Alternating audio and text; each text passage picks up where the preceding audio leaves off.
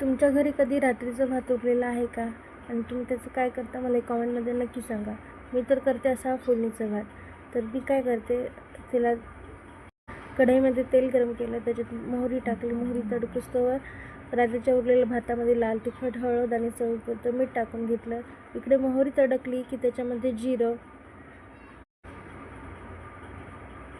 टाकून घ्यायचं आणि जिरं तडकलं की त्याच्यामध्ये लगेचच कांदा, हिरवी मिरची, कोणी शेंगदाणेही टाकते. तुम्ही शेंगदाणेही टाकू शकता, पण मला आवडत नाहीत म्हणून मी नाही टाकले.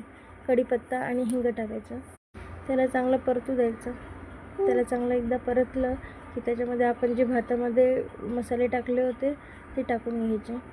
त्याच्यात पावभाजी मसालाही तुम्ही टाकू शकता. पावभाजी मसाल्याने याला तवा पुलावसारखी चव येते. आणि याला चांगलं मिक्स करून घ्यायचं.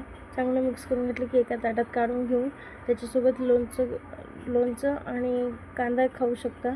रेसिपी कशी वाटली मला कमेंटमध्ये नक्की सांगा.